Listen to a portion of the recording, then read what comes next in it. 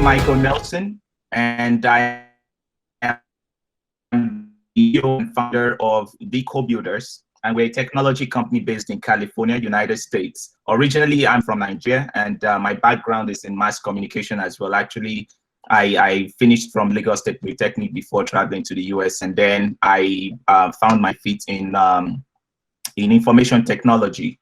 So this event, Media Gig 2020, is organized in collaboration with our partners, Media Career Development Network, which is chaired by the versatile veteran Nigerian journalist himself, Mr. Lekon Fodurin. And the partnership has really made this possible. And I believe that more than 90% of you on this call really maybe got to know about this event through him. So briefly speaking, what is this event about? And we're going to hear from Mr. Lekon himself. He's going to introduce himself, and then we're going to go through the whole program. So just a quick rundown of how this is going to work out. Let me quickly share this with you. So just like you have in your invitation, we're gonna have a welcome and opening remarks, which is what I'm doing. Then by 9:05, I should be done with the CoBuilders roadmap. So I've welcomed everyone. Thanks for coming. Welcome. Give each other a high five, a virtual high five if you can do that. That's about all we can do now. But we've made sure that this is structured to give you maximum wonderful experience. So quick, before we go into the roadmap, I just want to set the tone. So this is not a motivational event. It's not an event where we want to hype you up and get you to be inspired. We're coming together to solve a big problem, right? We're coming together to solve a real problem, a problem that is affecting the livelihoods of many people, especially practitioners in the media industry. So this is not a conference of motivation or, trying to sell you something. We're here together, digging our hands together, brainstorming on how can we solve the problem of, the gap in technology in the Nigerian media industry, right? So actually the basis for even bringing this event together is the impact of the COVID-19 pandemic on the media industry in Nigeria, and that causing a lot of layoffs, right? So we think, how can we come together to realize the importance of technology and leverage that for impact and profitability in the Nigerian media industry? So as you join this meeting, I want you to have a mindset that you're not really a trainee per se. You're actually part of coming together to to come up with a solution, right? And to expand your knowledge around the ecosystem of the media industry and seeing what else you can tap into to become a much more effective and impactful media practitioner. And as you already know, this is going to culminate in an innovation award competition. So just stay tuned for that. The chat box is opened for this meeting. If you have any questions or any remarks, please drop them in the chat box. So once again, I want to welcome all of you to this event. And at this point, I'm just going to go ahead and introduce the speakers. I'm going to skip time as much as I can. So I know that by 9:05, I should be done with the CoBuilders map. I would have a chance to do that later. But if you want to know about our platform, we're a technology company, and CoBuilders itself is a social media platform. And I'm sharing the view on screen where, just like Facebook or Twitter, you can come in here and share your ideas. And then you can also get support from investors and innovators. And we're going to talk about that later. So quickly, I'm going to go ahead and introduce the speakers, right? So the speakers are on the screen right here. So today's workshop is centered around the current state of media in Nigeria benchmarking. And what we want to focus on today is, where are we? What is the current state of the media industry in Nigeria? Where are we? We want to understand what we have today and what we need to put in place to get us to that point where deploying technology for impact and profitability. So as the talk goes on, if you have anything in mind that you want to say, please just drop it in the chat. So the speakers today are going to be Mr. Lekan Otufodurin, is the Executive Director of Media Career Development Network. Mr. Lekan, if you're on the call, just say a quick hi. Let the folks know you are here. Hi, good evening for those in Nigeria, and good morning to those in the Pacific region. Yep. We're just trying to decide what to have for breakfast on this side when you guys are already picking your tips after you know, moi moi and stuff in the evening. So a funny world. We have people from Tanzania and India already also on the call, and in fact the people in India are already in tomorrow. So if you're on this call and you want to figure out what tomorrow holds, we might just here to tell us, because they're already in Thursday. That's funny, right? So our first speaker is going to be Mr. Lekan Otufodurin. He's going to be speaking about media. He's going to be speaking about the print industry. What is the state of the print industry? You know, for those of you in print industry, you just want to listen. And the other speaker, I have to admit someone. Sorry. So the other speaker is this powerful, energetic, versatile, and this is a lady with a lot of knowledge in different areas in the broadcasting industry. Listen to her to actually know how much impact she has had in communities in Nigeria and even overseas, and how much impact she has had in the life of people. So what I want to say is, the people we're bringing on this program, really people you should network with after this program. And you know, I'm going to be dropping their links and their presentations later, so you can really chat with them. These are people you can really key into and network with. So the other speaker is going to be Ejiro Umukoro. She's the general manager of Mega 89.1 FM. Lady E, if you don't want to offend her, call her Lady E. That was the instruction she gave me when I met her. She's Ejiro Umukoro, but call her Lady E. Lady E, if you're on the call, please just signify and let people know you're here. Hello, everyone. Good to be here. But come on, Michael. I didn't give you the instruction. I only said I'm used to it. Two different things. And if you're married, you know when a woman is giving you instruction, right? So don't go there. Don't go there.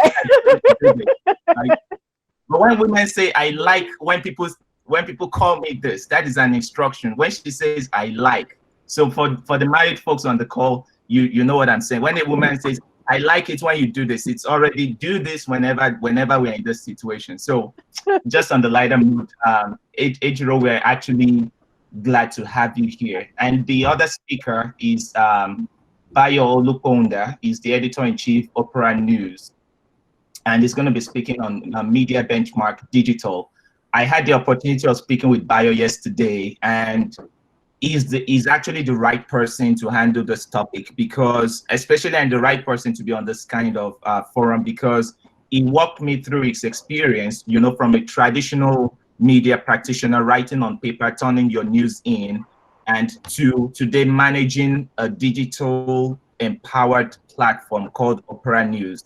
And you just need to listen to his experience in between, you know, starting out as a pen to paper journalist and now managing a media-based technology driven by artificial intelligence and machine learning. And you know, if we have this kind of people around us and we don't really know, right, that they carry this kind of things, then I think it's a real disadvantage to the media industry if we cannot network around these people, you know, and work together with them and tap into what they have to offer. So at this point, I know I still have 5 minutes on introduction of speakers, but I would give those few minutes to Mr. Lekan to quickly speak about Media Career Development Network in Nigeria, because we are partnering on this. So the CoBuilders and Media Career Development Network is partnering to bring this event to you.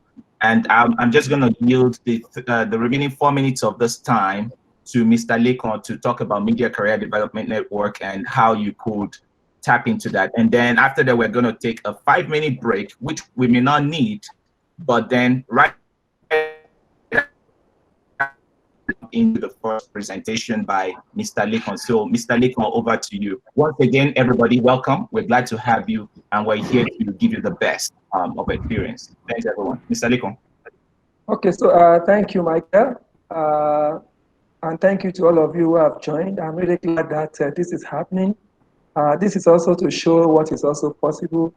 It will interest you that this particular session happened because myself and Nels and Michael will be networking on Twitter. He actually been in Nigeria before we met. And I asked him to write an article about what we can do in this circumstance. And he did. He wrote that article and he said, it's not enough to write an article. Why don't we do something? And from that, just little discussion, here we are. So once again, I thank you all for coming. Our Media Career Development Service network, like some of you will know, is a mentoring, coaching, and counseling organization. Our task is to see how we can help people understand what is happening. I'm glad one of our board members, Goma Cookie of Voice of Nigeria, is on the call. Welcome, Mrs. Cookie. And once again, welcome to all of you. At the end of my slide, you will find all my details. When it's time, I will share those details.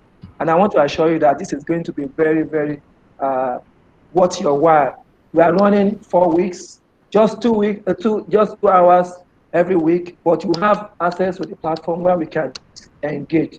So once again, welcome and thank you for being part of this. Thank you. So Michael, back to you. I was speaking on mute. This is going to happen a lot, and I hope it's always a good time for YouTube or this is for you to be speaking and not know that people are not hearing you. I've never really gotten the time because it happens accidentally. But I saw Mr. Bayo Oluponda, which is going to be the third speaker. Yes, hi, everyone. Hi, everyone. Yes, hi. Sorry, guys. You're going to see my face pretty soon. Okay. I'm still undergoing some domestic issues. Okay. Honestly, it's great to be here. Thanks to Mr. Lekon for doing. Thanks to Michael Nelson. Thanks to Mukoro and all of you guys there who have joined us.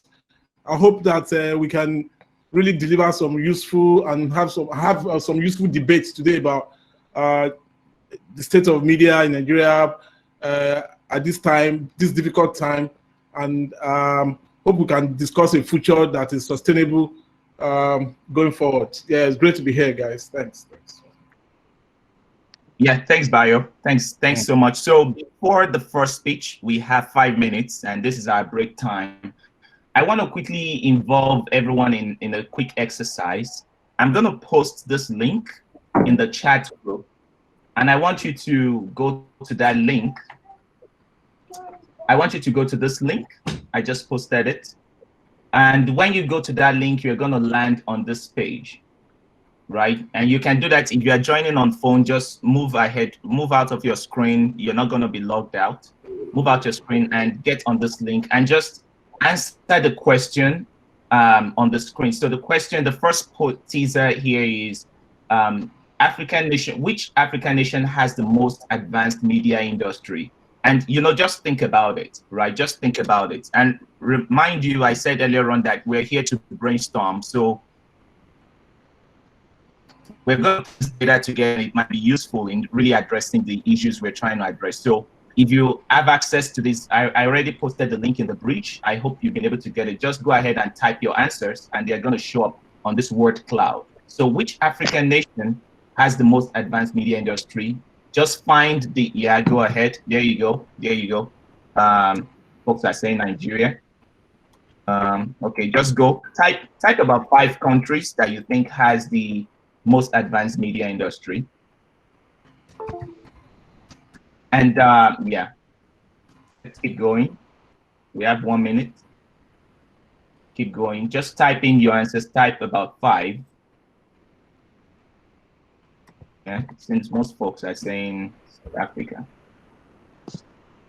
Okay, let's try to type one at a time. You can type one question at a time so we can see them separately. There you go.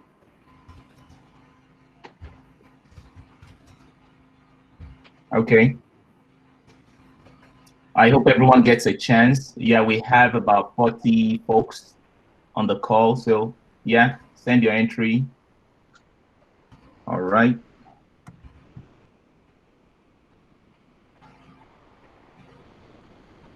Okay.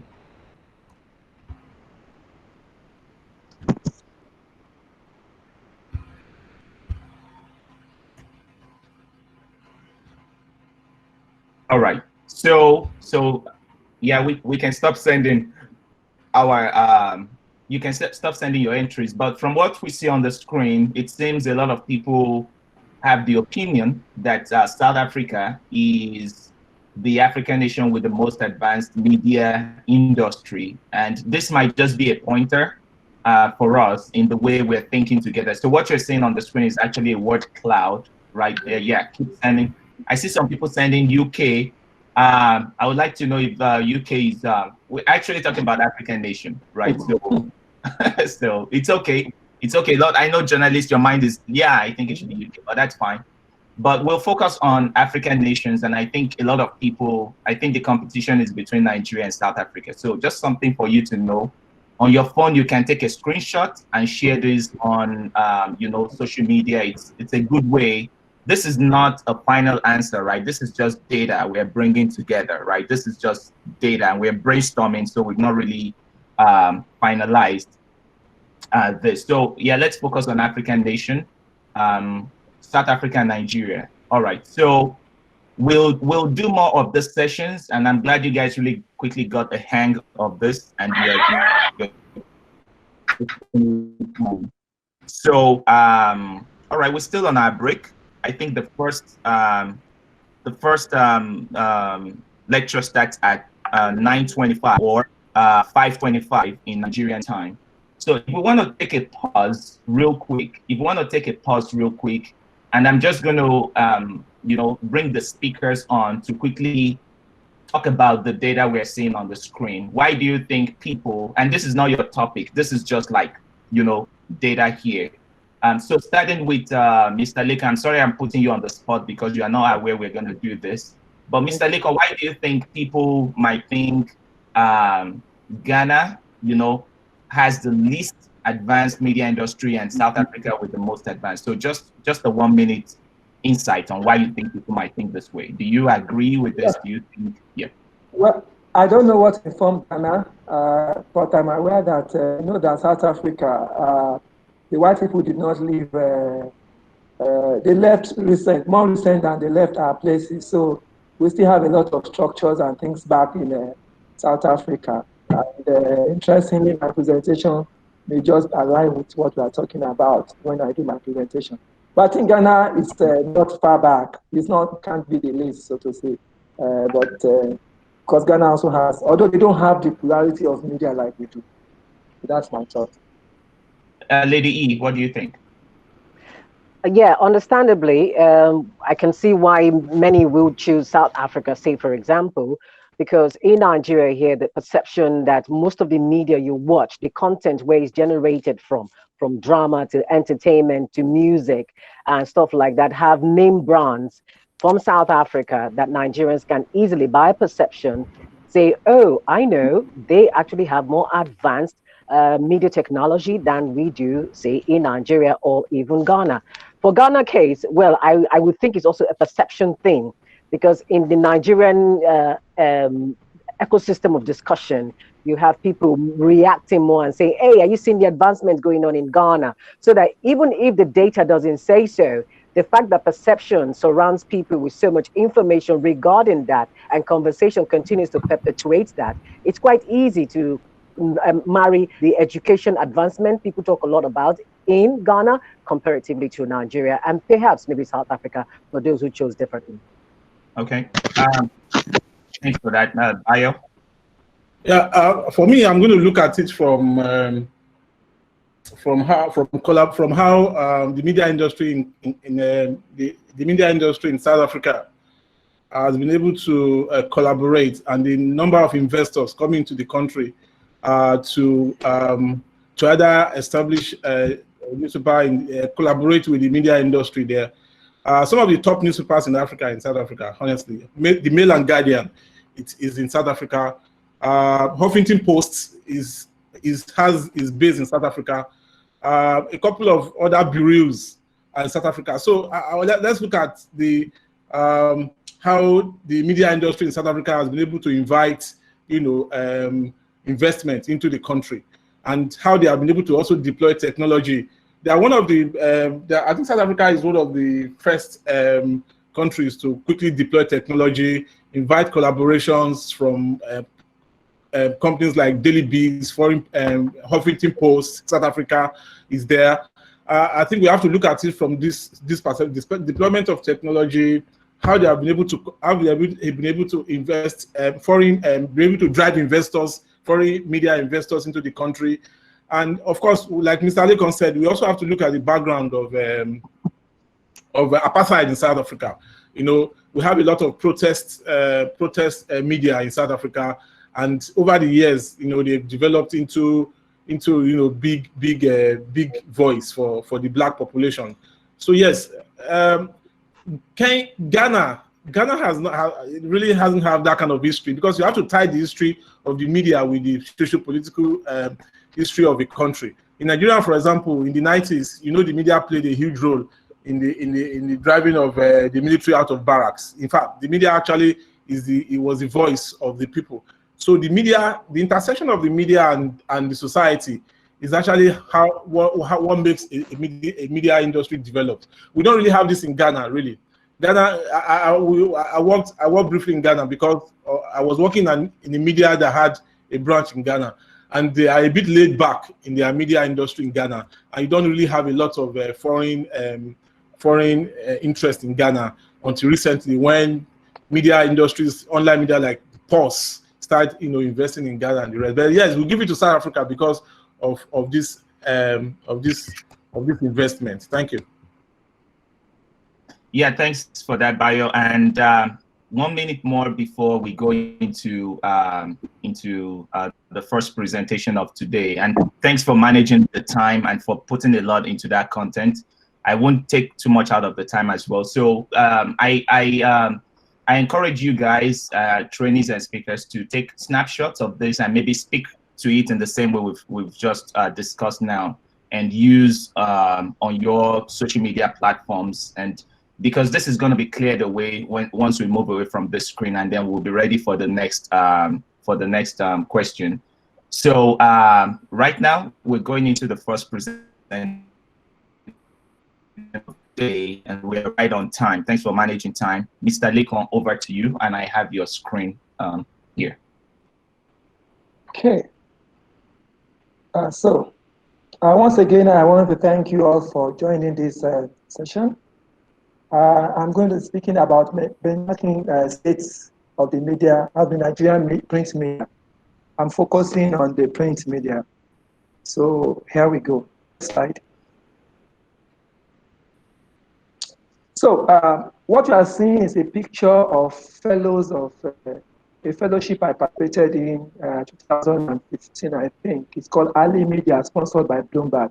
It had editors from Nigeria, South Africa, and Kenya. And we were together for 2 years, but we met only 4 times in Kenya, South Africa. We couldn't come to Nigeria because of visa problems, so we ended up in Rwanda and we went to Washington. So much about Nigeria. So just 2 days, about a few days ago, we met together on Zoom, and we are checking in about what has happened to us 5 years after. We are checking in what has happened. Next slide. Next slide. Okay. So one of the benefits of that fellowship is that it has enhanced our careers. People have become better professionals, more knowledgeable. We have acquired new jobs, promotion, fellowship, This fellowship had 2 classes before it stopped. So I was the first class and I was the second class. And in the second class, in this first one, we have about 7 Nigerians. We had Medina of Vanguard, Joseph Adeye of Punch, so many other people there you see. So next slide. Next slide. So what fit? No, the one before. Return. Okay. Yes. Okay. So what feedback did we get at that meeting? We had that what was apparent from the feedback at the gathering down there was a glimpse of the state of the media in the 3 countries. One of the common trends is the well-known destruction of the media by the economy, digital, and more recently, coronavirus. So all these countries reported situations where they have been affected. One after the other, the fellows lamented what has become of the once vibrant media organization in their countries. They spoke of layoffs, shutdown, salary cuts, and uncertain future of the media. So if you are hearing this in Nigeria, it's not peculiar to us. Next slide. So where are we 5 years after? Some fellows have either changed jobs or moved on to something else, including selling business. So some people have also become traders. Former print editors now run their own websites, like Medina of Nigeria and Charles, who used to be in Business Day. One has taken a corporate media job, and another had gone back to law. One of the fellows was actually a lawyer and a journalist, but when trouble started in journalism, she went back and took a job in a law firm. Those still holding on to their jobs are not sure of how long they can go or be retained. Next slide. Okay, so how do we hang on in a sustainable way by making impact and profiting from whatever we are doing? How can we reinvent our industry like other sectors equally hit by this? These are the questions I just want to quickly address. And like you had Michael says, it's a discussion, it's not a lecture. Next slide. Next slide. Okay, I'm sharing with you a memo. At the heat of the coronavirus, a memo was issued by the MD of the Punch, and somebody got it unusual memo because Punch is a place where everything is prim and proper. They have the salaries, and they seem to have answers to all the problems. But all of a sudden, they issued a memo, and this is one of the codes. They said this pandemic has dealt our business telling and severe blows. Telling and severe blows. Our circulation and advertisement revenues dip dangerously, compounding the operational and revenue challenges battered by the migration of a majority of the print newspaper readers and adverts to digital platforms. As this stands, there is no ground to believe that the revenue situation will improve in the short term. All projections point to a bleak and uncertain future for our industry and the economy. That is what the MD of Punch said. And shortly after that, they laid off a number of people and they moved on. Next slide. Next slide. So another person that spoke that I thought we should also hear about this is Frank, I call it Frank Top. The MD, the present MD of the nation, used to be the MD of this day. So he has a combined experience of working at this day and the nation. He said, the effect of the internet on the print is more devastating. Its revolution strikes at the core of the print business. Why that basically constitutes journalism hasn't changed. What journalism has not changed may not change for years to come. How it is practiced is undergoing massive changes brought about by digital revolution. To say that the print is seriously challenged is an understatement. To say that it is declined is putting it lightly. One commentator says print is dying slowly. Next slide.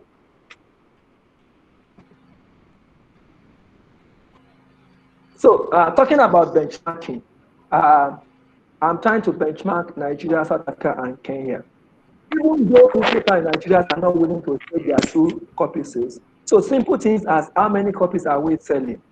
In Nigeria, you won't get that figure. What is not in doubt is that the combined daily figures for all publication is not sustainable. What newspapers sell in Nigeria together now is not sustainable, and we'll get to that. While there are no reliable data for Nigeria, a simple Google search provides a lot of how well and unwell papers in South Africa and Kenya are doing. Audit Bureau of Circulation figures and other research findings are available for newspaper and magazine in Kenya and South Africa. We don't have that easily in Nigeria. Next slide.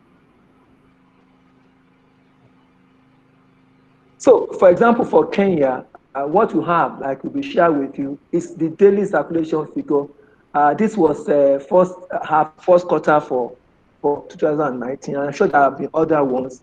And when you get it, you will see what I just want to establish, that you have the trend, what has declined, even weekend papers, daily papers, what everybody is doing. Local papers have increased, and you have that figure as recent as 2019. But in Nigeria, that's not the case. Next slide. Next slide. So for Kenya too, there are interesting trends that I just Googled and found. So Daily Nation of Kenya is the only paper on Audit Bureau of Circulation. But in Nigeria, we don't even have that Audit Bureau of Circulation in Nigeria. But they are there. And you have the latest report of media consumption as February and March 2019. And you have that, the trend. So you can easily get the trends. You have something to work with. But we don't have that in Nigeria. Talking about benchmarking. Next slide. Next slide.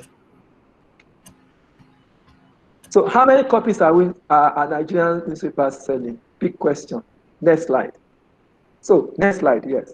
So what we have is a disputed figure. There's an article written by Akin Olaniyan. Akin Olaniyan used to be a business editor at the Punch, deputy business editor. He worked, I think, in this day, he worked in Independent and many other things. Then he went to work in Zenith Bank. I think he's in South Africa now, running the program. So the Guardian newspaper on its website says it has 1 million daily print readers.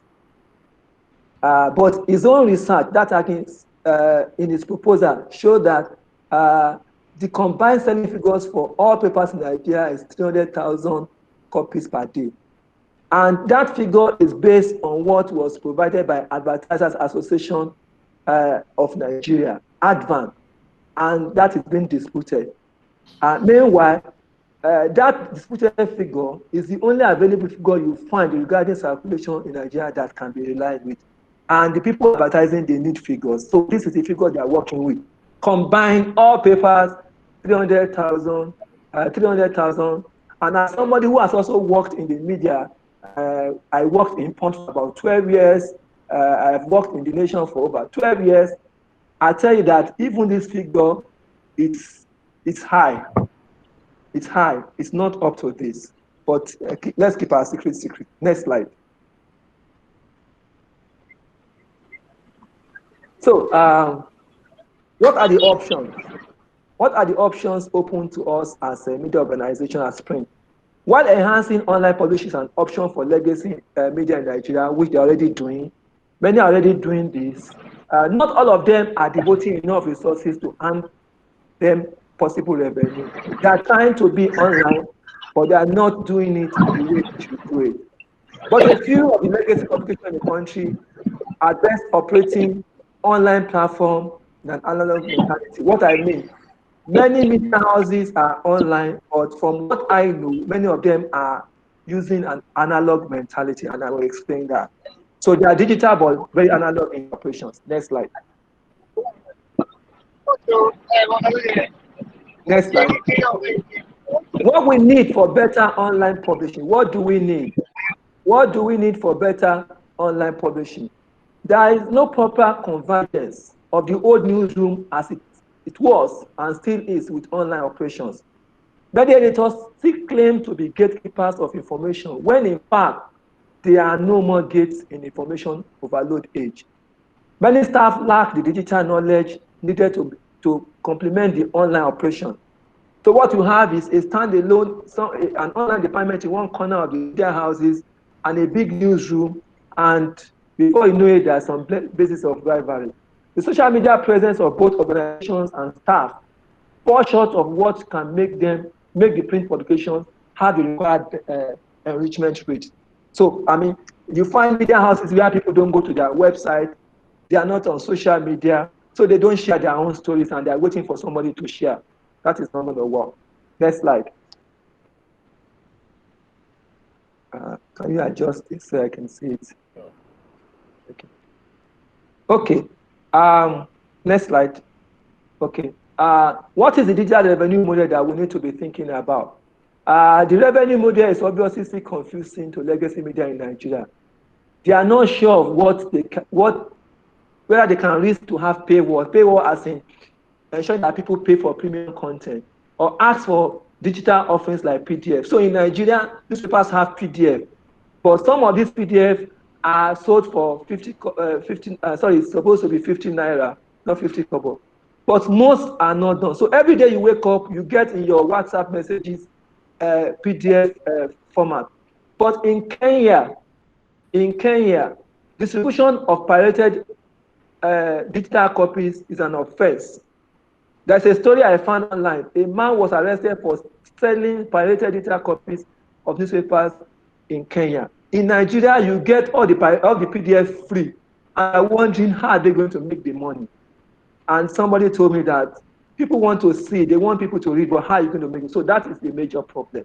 Next slide. So there's a confusion about how to make money. Next slide, so I can move faster. So what we need to do is, as we explore online publishing upload, it is crucial to improve on our content offered readers. More than routine news that is available long before print editions, newspapers have to offer more updated reports. Don't serve me the press statement of 10 a.m. last night, last morning, the next morning. That's what many of us are saying doing. We need informed analysis. We need data-rich report. Data-rich that people can use. We need other premium reports that people can make newspaper compelling. The only reason why people will buy newspaper is that when they are sure what they have there is not available online, or it's an improvement. But if it's the same repeated additional press statement or Gabashewu statement 24 hours ago, nobody's going to buy. Next slide. Options, more options. Overall, we need to overhaul our operations in accordance with multimedia operations as not only a newspaper company. So in this age, we are now a media company. So a radio stations can do multimedia, and that is what some of them are already doing. Even a newspaper has to operate multimedia. You are a content production. Even if you are running a blog, you are providing content. You are not just a newspaper or a radio or TV, it's a combined. So we also need to have multiple services. The Daily Times of old had leisure services, had magazine, had property, and so many things. Unfortunately, some of us have tried it in the media houses, but economic situation has forced us to shut down. Even some of the extra publications we are doing, we have shut down. But in Kenya, they have regional publications across East Africa. There are television and radio stations. This day has a Rise TV. The network is trying to start a TV station. Leadership got a radio license.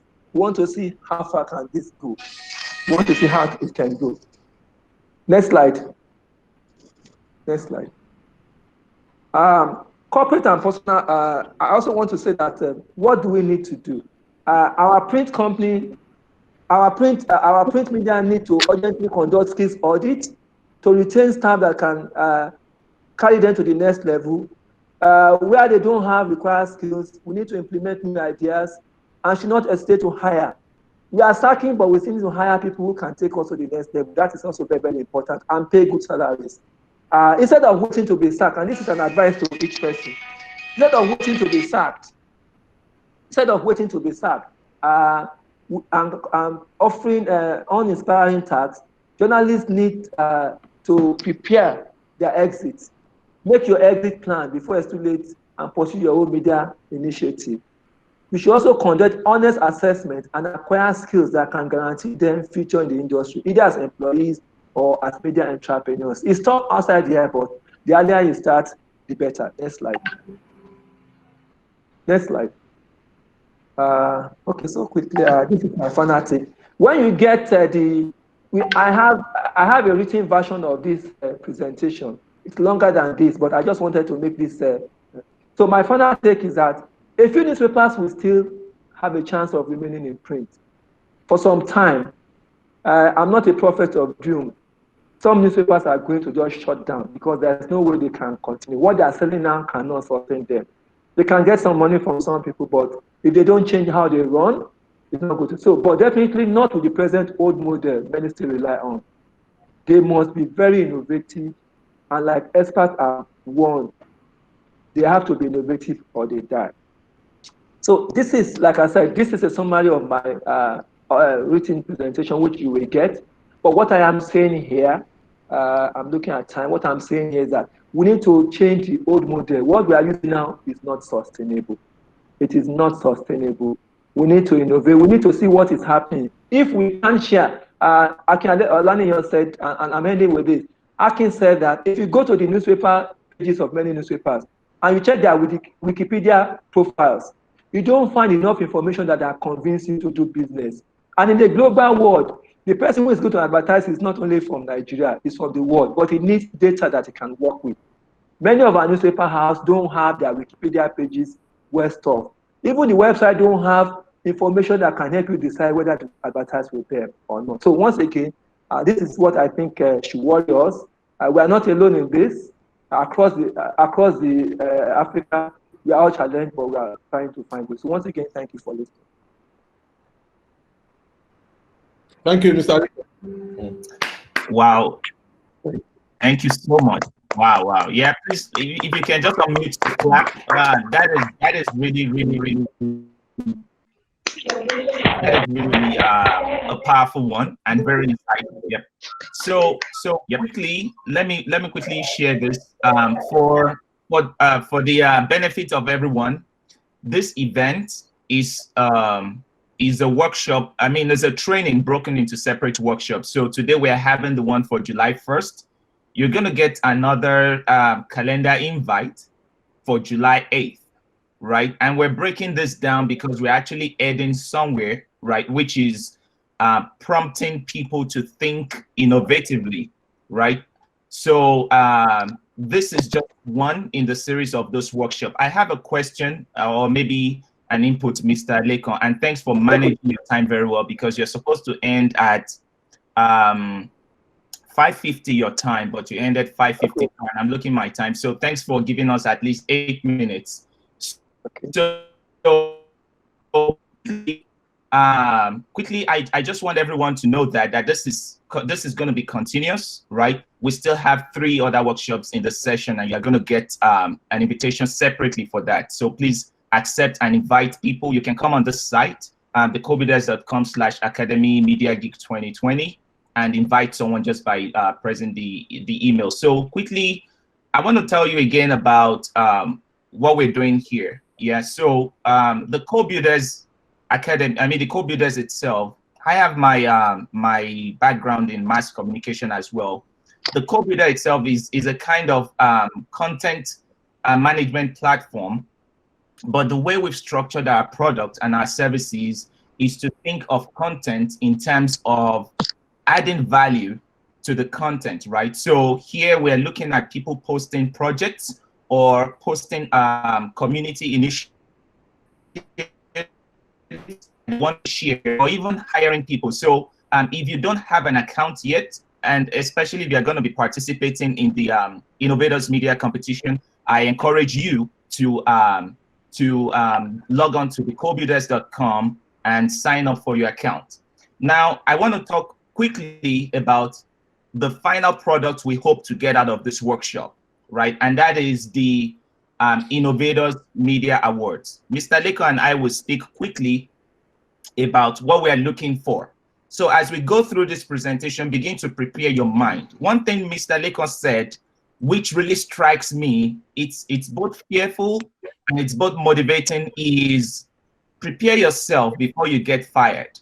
Before you get fired from your job. And I want to tell you, that resonates with me because it has nothing to do even with media industry alone. This is across the board. Work action. Then COVID-19 has even made the state of work change totally. You don't need to be at work. Nobody needs you sitting at a desk, either as an editor or a journalist, to get the job done, to get the world moving, right? So if you're a journalist, let's just imagine this. If you're a journalist trained, right, to write stories, don't you think that it is possible for somebody with ability to crawl news from other established sites you know, with the clicks of a button or just logic, to take your job, you know, and do the job of 10 journalists who need to sit down and take their camera and go cover this event and write. And you have somebody, a technology person, who is not even a journalist.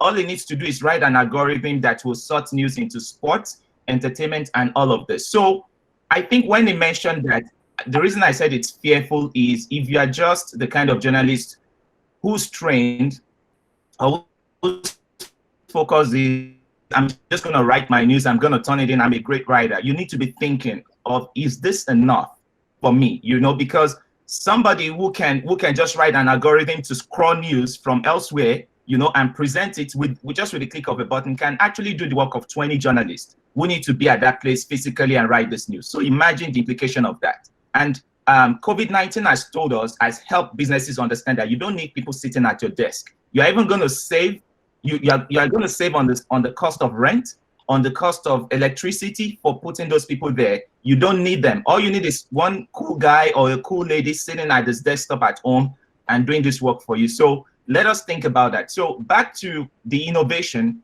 right? We want trainees and speakers to come up with an idea at the end of the day, you know, for something you want to innovate, and we are putting 200,000 naira on our side. But mind you, 200,000 US doesn't mean I'm saying $200,000. We don't have that amount. I just want to make that clear. So it's 200,000 naira. We're putting it behind this initiative, right? And the areas we're going to be looking at is what you see on the screen. And we're going to make this available to every one of you. We're going to be looking at your idea. You know, the person who is going to actually get this award must have experience in these 4 areas: leadership, capital and profitability, experience, and impact, right? So 2 minutes before the next speech, or before we go into thoughts, Mr. Leko, if you want to speak to this as well on the Innovators Think Guide. Okay, just quickly, the point to be made is that this is very helpful. Many of us are starting beyond even this award, the first for this award. This is providing you a template about what we're thinking about. This is to stimulate you and know, because I see so many people starting many projects, and they're just like, I'm starting a website, I'm starting this. They're not thinking through what they're going to do. But for this particular award, we're saying, look at all the parameters. Are you able to answer this question? Just as an aside, when I was planning to leave the nation and I was sharing with my family, my daughter happens to be an auditor. She's an accountant. She said, what else have you been paid for apart from the work you do in your newspaper? I mentioned them. He said, list them. He said, if you can be paid for this, then you can be paid. So again, this is supposed to be a guide we share with you and benchmark whatever you are going to do against them, so that when you are sending in your entry, you stand a better chance. This is not going to be in cash, it's going to be in kind, a lot of support, and even whatever project you come with, we're going to see how we can support you. Thank you. Yeah, thanks for that, Mr. Lekon. Quickly, let's quickly take another word cloud session and bring our thoughts together as we prepare for Lady E's presentation. So let me refresh my browser. I hope that doesn't mess things up. So this is another teaser here for everyone. You can go to word cloud again and just enter 5 entries. So which aspect of media is most flourishing in Nigeria? Which aspect do you think pays more? Let's hear from you. Just enter your questions in the box. Share the link. Okay. I can share the link again. Yeah, but I share the link again. Yeah. Share the link so that people don't put it in the chat. Yeah. Please just enter it at that link. I sent it on the bridge again. So, which is the most flourishing media in Nigeria? Is it journalism? Is it photography? Is it what is it? Let's have 5 options from each attendee. Try to enter something. Flourishing.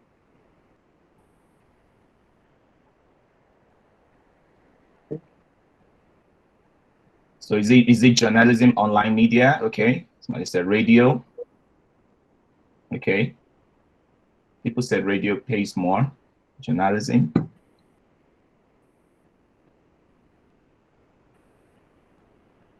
Okay. Online publishing. Online media. Broadcast. Okay. Hmm. Hmm. Yeah, let's keep going. Let's keep going. We have about 46 people. We should have a lot. Hmm.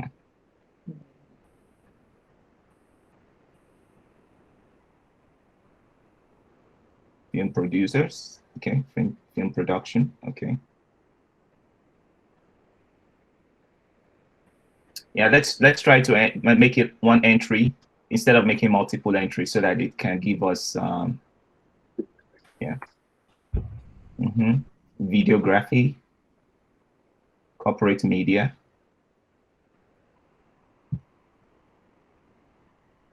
All right, so if some people are still publishing. No, some people are putting it in the chat box. Yeah, let me see. Yeah, please use the link. Use the link as you can see on the screen. If you put it in the chat box, it's not going to go in here. And I see some very wonderful entries on the chat box. But use the link. I'm posting the link again. Fumi, Eunice, Gabriel. Let's use this link. Just go to that site. Yeah, I just dropped it again. And put it one entry at a time. Even if you're going to use 5, let's do one entry at a time and up so we can get ready for the next. So if we take a pause here, and this is really interesting. Yeah, thanks. If we take a pause here, the competition, to use that word, simply looks like it's between online publishing, radio, and I think when people say journalism, they mean print journalism, right? So when we say digital media, online, and all of that. So quickly, Bayo, this is for you. Why do you think, do you agree with what this data is telling us? That online media is, for now, the most flourishing? Yes. Yeah, because, of course, in the last 1 decade, there's been a shift to digital media in Nigeria. A combination of course, you know that as newspaper publications, newspaper circulation drops, the greatest beneficiary of these has been the online media. I was discussing with Mr. Alika over the last few months, the influx of foreign media, foreign investors in Nigeria that have established media, foreign media, that has established digital media in Nigeria, has also helped, of course, to ensure that more people are getting into the industry in terms of payment. And as I will show you with my presentation, I said earlier that newspaper circulation is dropping, and you have to look at the demographics of Nigerians and how advertisers think. Okay, they see that a lot of youths are using social media. There are a lot of mobile connections, and now a lot of ad revenues is shifting online, and that's why it looks as if the online is flourishing. Okay. Let me give you an example. Let me just give you one example where I was before. In 3 months, the company was making like 100 million ad revenue in 3 months when we do our performance review every 3 months. I doubt if any newspaper is making that in a year. I'm not sure. So of course, it is that's the reason. That's the reason. Yeah. All right. And we need to pause here and move on to the next presentation. But thanks for all of that. Somebody asked the question, and keep it in mind. And somebody said online media is not the most flourishing in terms of revenue generation. But let's keep that in mind. Bayo, maybe you would address that. But it's really important, in terms of what's creating the buzz and what's bringing the money in. So quickly, we're going to go into the next presentation by Lady E, and I'm just taking a snapshot here to make sure we don't lose that, by Lady E, and it's going to be on media benchmark in broadcast media. So Lady E, over to you. Okay, so thank you for having me be here today. I like the fact that it's designed like a workshop, so people get to get insights into what the media industry is. for me particularly, when I realized that the focus was on how much we need to deploy technology for impact and profitability, it struck a chord with me. And the reason being that, considering the fact that everybody here who is going to be here with regards to the goal of seeing how much we can begin to have a convergence between digital, online, and the broadcast industry together, I decided to like focus primarily on the Nigerian market in the industry, specifically in the broadcast, radio and TV industry. So if I quickly go to the next slide, you will see where I was able to just quickly go at a glance, the broadcast reality under COVID-19 at a glance. And that the reason why I really went straight to this is because one, I was able to identify for us in the broadcast media, the SWOT area that we were most hit. Many of us had to adapt to the fact that we have to merge our media practices using virtual interviews and production. Many people didn't see that coming.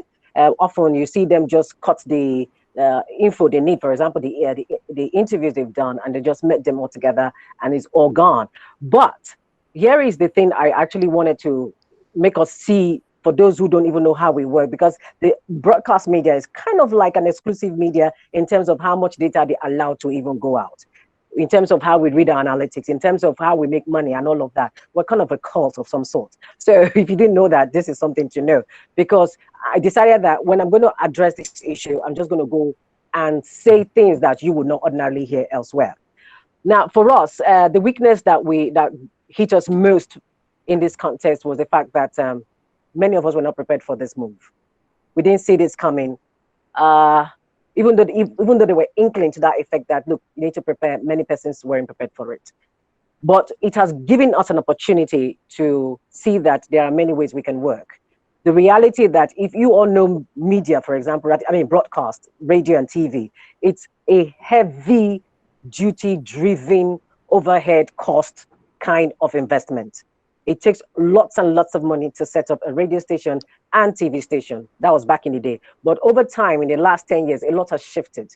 Even with the shift, it is still monumental to invest in media. So many persons were actually investing in the heavy equipment and less in the fact that, look, with all of this equipment, what are you realizing is that the technology is also moving. Are you moving with the times? So for us, not moving with the times, and in not having this infrastructure and the framework, we have a lot of threats regarding how data, because of how expensive it has become, because it is only through one particular source you get the data, you don't have alternative means to stream, to do interviews online and stuff like that. It has eaten deep into the pockets. So you need more of this airtime. You have issues with hacking. Many of us are not experienced with how to manage hacking, things like that. So it really got us on the wrong side. Oftentimes you see TV stations going on, there's an interview going on, and all of a sudden, just because there's no proper connectivity or there's not enough data, interviews just go off like that. So we were badly hit in that context. But here is the thing, if you go on to the next slide, I'm giving everyone context here so that you understand how difficult this terrain is for us, especially in the broadcast, radio and TV. Nigeria has been waiting for over 10 years to do the digital switch over. It hasn't happened. Only the most dominated states in Nigeria, Kano, Lagos, Port Harcourt, and a few other states are actually being given this opportunity to have the digital switchover. It's not happening. And we're not even sure that in 2021, that like the NBC is saying is going to happen. There's been so much money spent already, we're not seeing the effect. So it's really slowing us down, so that even though some of us are on the uptake and embracing digital technology and other opportunities there are, we are held back by all of this structural and infrastructural framework that are lacking. Now, we've talked about the fact that a lot of persons have been sacked, like Mr. Lekom rightly mentioned.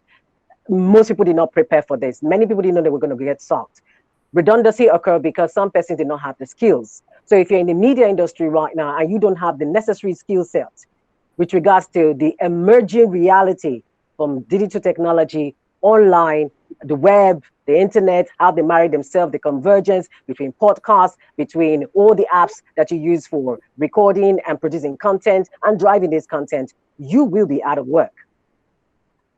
And the reality also is that now we are beginning to ask ourselves, do we really need all of these big places that we use, all the equipment that we use, do we need to start breaking it down? Even our suppliers are already having conversations with us.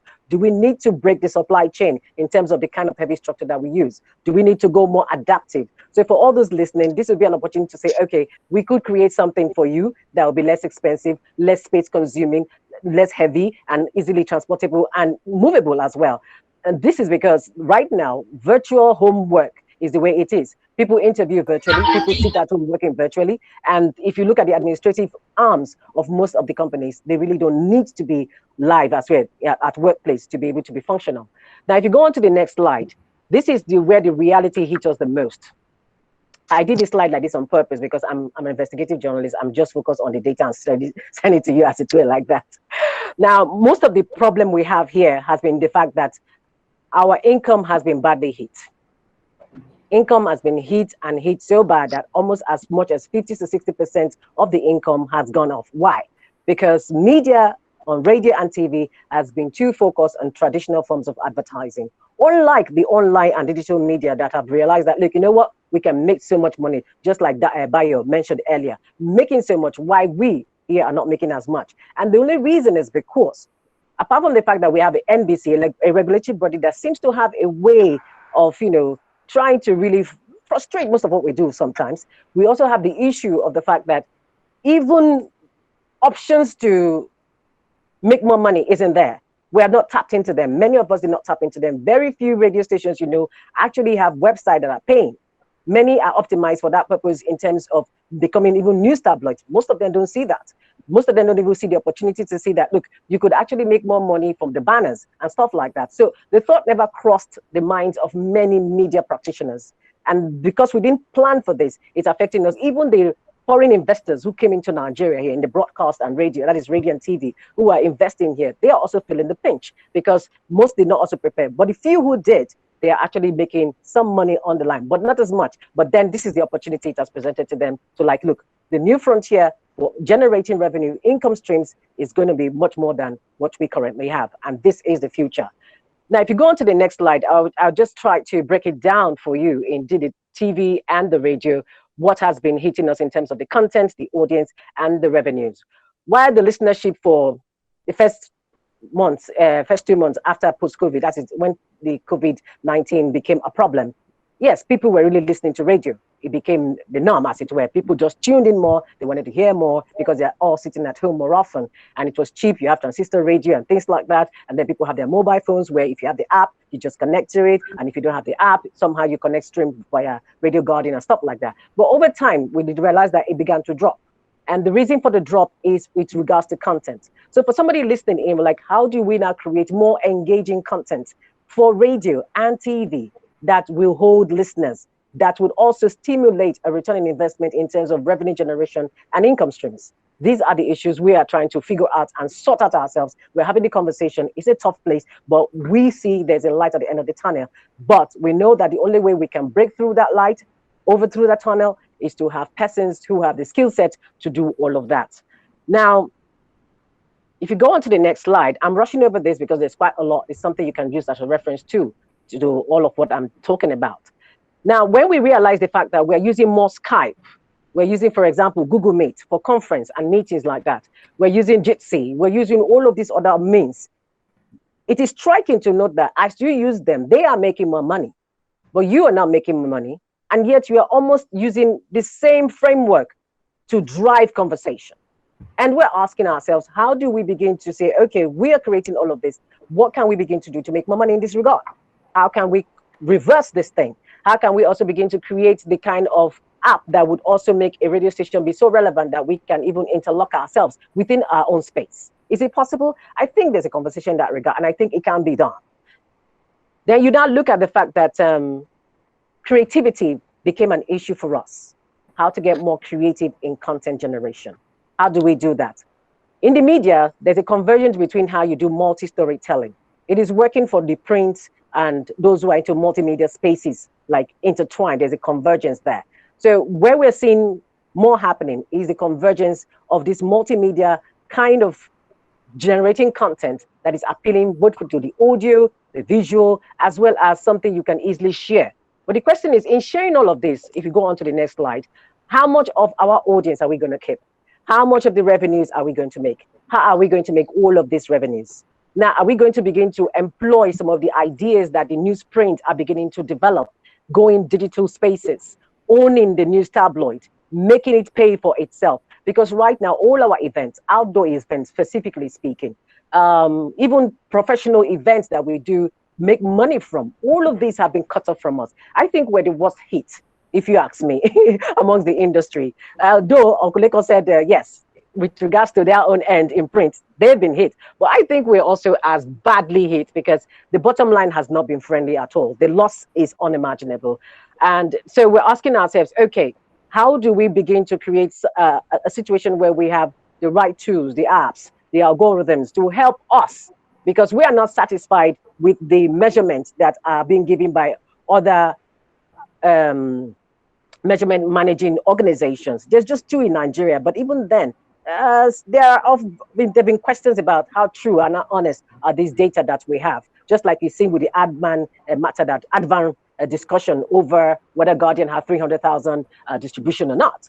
So we also have that issue, and we're like, how can we make sure that, look, we can also take control to measure our audience, to measure the revenues that we can generate using our audience specifically to sell concretely? Because whether we like it or not, the ad agencies are really giving us a bootstrap with regards to how we make money. We are badly hit in that aspect, and we are thinking of how we can disengage or reverse that discussion so that we, who are the content provider, who provide the framework, the platform and everything, get to make more money in that regard. And then if you go on to the next slide, I have tried to, talk about just summarily hit why some people are surviving today. A few media houses are making it. Why are they making it? And I think it's something we're talking about, because if we're going to be successful, and that goes for the personnel as well, you can be in a media organization and you feel that you're not part of it, and all you think is that you want to make money. What kind of money? Just to be paid your salaries. You should think also beyond just all of that. You should be thinking of how you too can be a source of multiple income stream for yourself by respecting that you have a platform which you can use. Now, if you go on to the next slide, I was able to put some points here talking about the next frontier, how we can do this for those who are desiring to be in the media space, or even own a lot in the media space, but not being inside the media space, yet control so much in that space. When you go below that, there are a lot of opportunities, for those who are upwardly mobile, tech savvy, digitally conscious broadcast personnel. There's a convergence that is happening. It's already here. The question is, do we have the people who have the kind of skill set that we need? Like for our station here, we had to be very particular about who we employ. What skill sets do they have? And if you look in other stations, the reason why some of them were sent off work was because they don't have multiple skill sets. If you cannot multitask, if you don't have multiple skill sets that will make you relevant in an organization, you're going to be booted out. So going forward, the question is, are you preparing yourself to have all the skill sets? Are you moving with the times, moving with the frontier where the digital is converging? The radio is converging with TV. TV is converging with online, podcasts, and all the apps that are being used today. So we want people who are thinking in that direction and thinking, okay, how can I be that person who creates the solution to this fundamental problem that we have? And then we are also beginning to reassess our website performance and optimization for radio and TV broadcast convergence, because we see that it is an opportunity for making so much money, from subscription model to pay as you go model and all of that, but we're not tapping into it. All of this exists, but we're not yet there. The reason is because we somehow haven't totally figured it out and see how we can come in and be useful in making all of this work out for us in terms of profitability, sustainability, and as well as being relevant even with the times as it's changing. And then one thing I think we also are thinking of regarding SMS. People make a lot of SMS, send a lot of SMS to radio and TV houses. The media don't make the money. The broadcast media don't make the money. It's the telcos that make that money. And I've been asking myself, because I spoke with NCC, and what they were asking for us to have that was staggering. And if you're not a station that is making so much money, you won't recoup that as much as you want in the first month. And I'm serious, under the COVID, because of the reality we find ourselves. So it's a long-term kind of thing. So I'm saying, okay, how can we begin to have a portal, an app, tools, or the algorithms needed so that we can begin to, create a situation where we have SMS wallet portals for ourselves. You see what Zuckerberg is doing with WhatsApp in Brazil. He's trying to make them pay. He was trying to make WhatsApp generate money, because that is a lot of revenue source right there. But how do we begin as a broadcast? We can begin to see how we can create our own apps that also will generate money for us. That's my conversation here. And since this is an innovation award-driven workshop and training session, I felt I should come with this approach so that I whatever comes out of this will be fantastic. And I'm looking for having people with bright ideas come up with something of a solution to all of that. And then when you now look at the next slide, there are so many other points we want to look at on how to really be more profitable. But let me quickly run down to the last slide before the end. So what we want here now, the reality we want to do in this present time is, how do we now begin to make more money from outdoor events? How do we organize events even with the social distancing in place? How do we begin to make money even now? Because we cannot keep waiting till after. We are badly hit in the media industry, in the broadcast media specifically speaking, and we are asking, how do we begin to manage all of this? So this is a conversation we've been having, and we are looking for digital revenue models that we have not exploited, some we don't even know about, that we ought to know about, that we don't know about yet, that we could tap into. What are these? Suggestions to that effect will be welcome. And then we want to think of how we can reduce all our overhead. And that's a conversation, of course, with our suppliers and designers and stuff like that. So if you are somebody who is looking in the field of becoming a designer, a supplier in that to that end, and you have a brilliant idea to throw forth here, hey, why not? Please go ahead. And so that's how my slide ends. If you put the last one, it shows thank you. And I hope I kept the time. I'm really not sure about this, didn't I? Please, you can unmute and just give a round of applause. This is really hitting the nail on the head. Thank you so much, lady. This is great. I think one of the things you made me think. I think people don't want to stop clapping for you. I don't know what you did, but they won't stop clapping. They clap longer than the first speaker. I don't know. You guys better do that clap the day I present as long as that, because we're trying to get you to stop. And I see you're getting a lot of messages. So don't do this just for Lady E. Make sure you do it all around. So I want to quickly ask, you got me thinking, Lady E, and I want to share this, that sometimes, as you were talking about video and broadcast content, the thing my mind went to is TikTok, right? Sometimes when we see these new apps, right, we're like, oh, something new is out. Especially those of us who manage content, what we do not see or what we do not think is, man, somebody's challenging my livelihood, right? Yeah. Because what TikTok is doing is telling you that, this is the future of how video would be marketed, right? Just 20-second snapshots of the video and this, but we are just jumping. We are like, oh, I have TikTok, and you don't know that, these people are actually sampling, the way people react to this video content. That's some of the things we miss. We just see, oh, there's a new app, I'm on it, right? So, Lady E, how does this video, and even today, video is king, right? And even they're limiting these experiences to short videos. For instance, sometimes we want to, even if you look at our videos, a lot of people said the video we did for this event to showcase the speakers was really short. But that is because that is the constraint put on Facebook and all those people on us. They're like, make your videos short. That's how we're going to be able to show it. Don't give me 5-minute video. Just give me 10 seconds, 15 seconds. That's all I need. And they see that this thing matters more. Even on Instagram. So how do these, I believe that these new innovations are a challenge to your industry, Lady E. So how should people be thinking when they see these new technologies, especially in the broadcast industry, for instance, TikTok? How should people think? I just want you to speak more about that. How do these things serve as a challenge and as a threat to the broadcast industry? When you look at TikTok, for example, that is the power of content. And then not just content, short, powerful content. So for us, the media, this is where it's most challenging for us. Because of the numbers we have to manage the production of content. Do you know what it takes to put together a feature? Not to talk of a documentary. Then you now talk about a news spotlight. I mean, for us, unlike online media, you know, online, all you need to do is just put out all the ideas in writing and just post it. For us, it's not just a 1 day, 24 hours kind of thing sometimes, especially if you want to go in depth, if you want to go create engaging content that will impact, that will get people talking about it and make people share. That's where the key is. Get people to share it and like it and say, you know what, this is huge, this is good, this is hot. So that timeline we have is a problem. Creativity is not something you just create. It's something you really sit down to do on radio and TV. And that the nature of it makes it more encumbersome. Unlike when you have with the other apps, which all you do is you just stay there, shoot the video, and then the camera is on you, and it's done. And it's posted. This is about seconds we're talking about. Meanwhile, the reporter hasn't even left the office within those seconds. Hasn't even gotten to meet the person they're going to interview.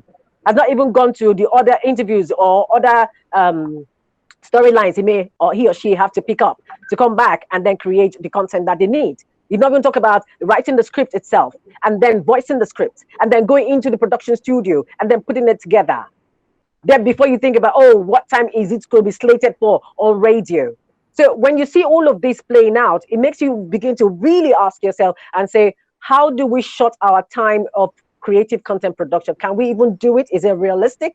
If it's not realistic, do we need to change how we are also thinking of content in terms of length, in terms of quality, in terms of speed, in terms of delivery, in terms of shareability, in terms of even revenue income from that single one? Because it takes a lot. It's a lot of budget to just create content from radio and TV. Thanks for that. Okay. Another question I have, there's a lot of input from the bridge is, and I want to address this to Mr. Lekon. So okay. Journalists and media practitioners are trained, you know, to deal with, like, I know the way we're taught, and one of my teachers is on the line. I think he should be proud of me. Alaji Mudachiu Ganu is online. Alaji, thanks for joining us, and it's really glad to have you here, right? So I remember this story, and I said if I see you on this call, I'm gonna share it. In one of his classes, I don't know whether you remember this story.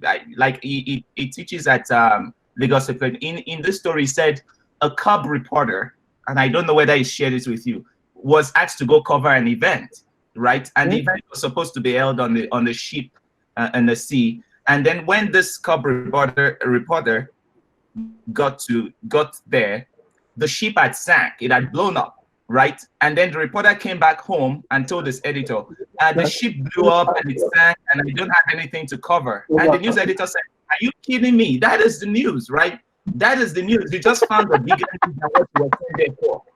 Elijah, I don't know whether you remember this, but that thing, I know you taught me, you mentioned this several years ago. I remember that one. Right? And it went into my brain, right? So I think in terms of what we're doing, right, what Lady E just said, Mr. Lika, I want to ask you, how can we shift our thinking from I just want to put content out to putting content that can be monetized? Because I think that's where the competition is, right? Yes. Between just content, telling the story in full, or telling a story that sells, that people want to pay for, subscribe for. How can we shift that thinking? Well, the problem is the way we are brought up, the kind of old journalism training that we got, where even in a typical old newsroom, what you have is that the newsroom is different from the advert and whatever. So we were taught that before, you just write, your business is not to make money. Now we are discovering that that line is thinning out. But more importantly, like what Lady E said, is that journalists need to begin to think digitally. Your job is not just to produce. I mean, you use some of this technology, you enjoy consuming. I tell you, when I used to work at The Nation, people stay on Linda website, have a blog. They don't come to The Nation website. They just consume all this content. They're not thinking about creating their own. So the challenge is, how can you need to think through about this. And that's why I think one of the problems in Nigeria is that we're not having enough conversation. So when you go to NUJ meetings, Guild of Editors meetings, we're not doing serious brainstorming about our industry. We are not looking at the things that are challenging us. So my advice is that we should ask questions. When we see these new things, how is it working? Like you said, these things are going to take our jobs. How can we fit? So like she's saying, for example, why should somebody work in a media, in a broadcast station for 20 years? She loses her job and she can't do simple podcasts. She can't do 1 minute on Instagram. These are other competing platforms. But even for the existing organization, how can they utilize it? Why should a program end at 20 minutes and they say, ladies and gentlemen, we'll come back to you next week? What happened to the online engagement? When I hear media houses say we continue on online, they don't continue on online. They don't really continue online. So I think this is the thing. We need a rethinking about how that platform, and it takes a management buy-in right from the top, not just from the bottom.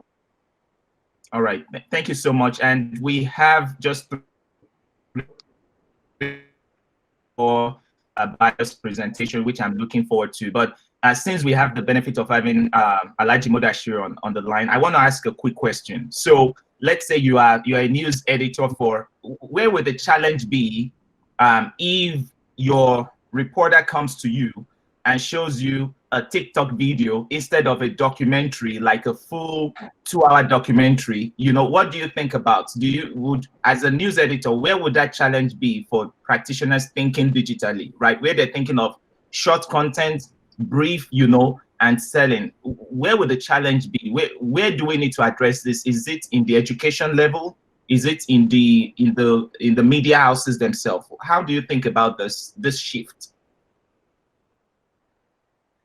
You're on mute, sir. If you want to unmute, sir, you're on mute. Okay, can you hear me now? Yes. Yeah, it used to be that the academia used to drive the industry. Now it is the industry that drives the academia, because in the academia, the curriculum is very, very slow to change. The process goes on like for 5 years before you can change a curriculum. But things are happening very fast in the media industry. Well, but we know we have problems in the media industry now. People are losing their jobs. I've been very sad for the past 3 weeks, 1 month. Thousands have lost their jobs in the newspaper industry. But the problem that I see is basically that we are not following the audience. The audience is the youth.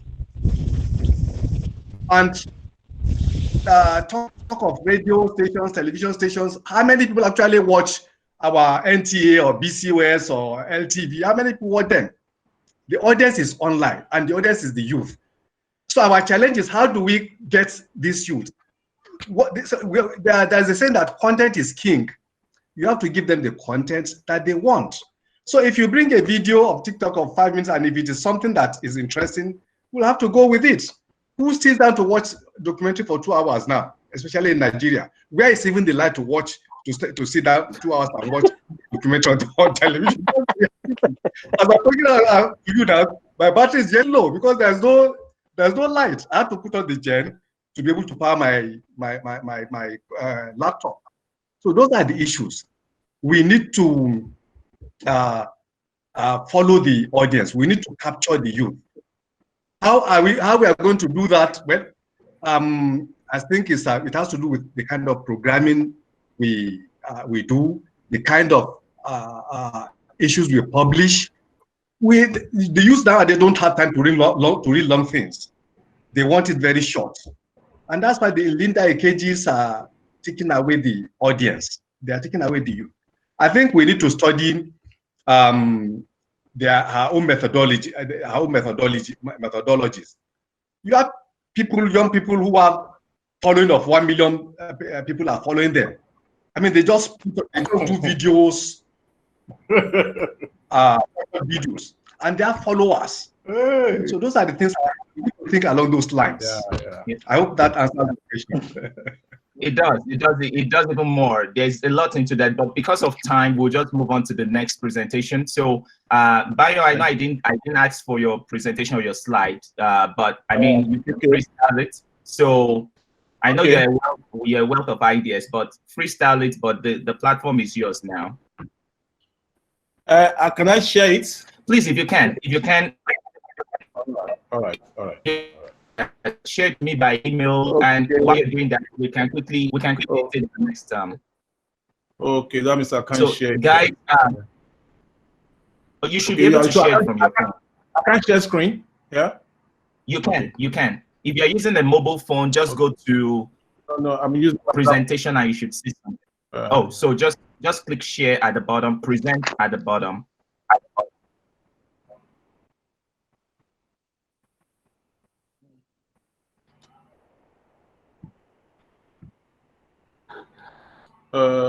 Sorry. Yeah, click present now at the bottom of the screen. It's not coming up. Present now. Okay, maybe what I'll just do. Send it to him by email, and while you're speaking, I will just. Okay.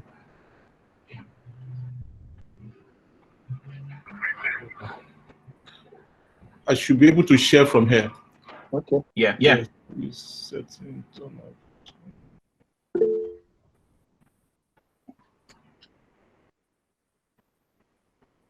It's not coming up. The share option. It's at the bottom, at the very bottom of your screen. Yeah. But it's not coming up. Yeah. Share your screen. I think I noticed that recently. If you want to go ahead and we can present these slides later to the audience, you can go ahead and Okay. This is sad. But you can send it by email to Michael while you are speaking. Okay. Yeah. And he will share it. And he will bring it on. But you can start it. Sorry about that. Yeah.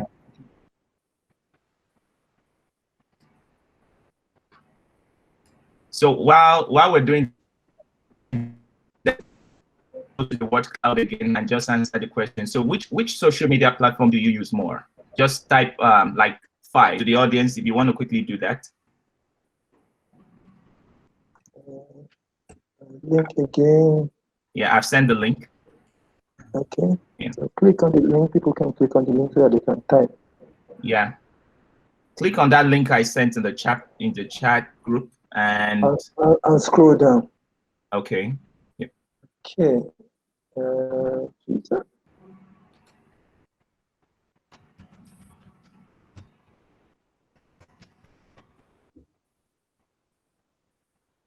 I sent a Google sheet with you. Okay. I'm waiting on it. You sent it to Michael Nelson at CoBuilders.com, right? Yes. All right. You can go ahead. Once it gets into my box, I will start present. Okay, I got it. I will. Let me share it. Okay. Right away.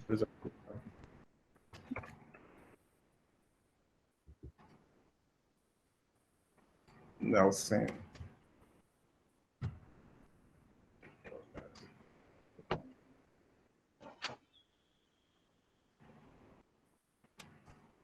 I think you need to give me access. I just requested access.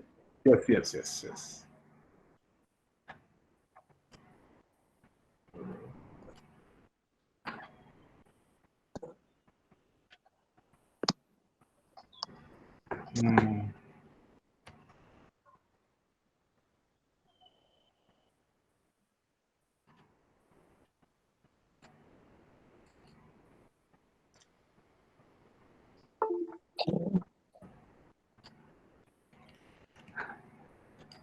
Okay.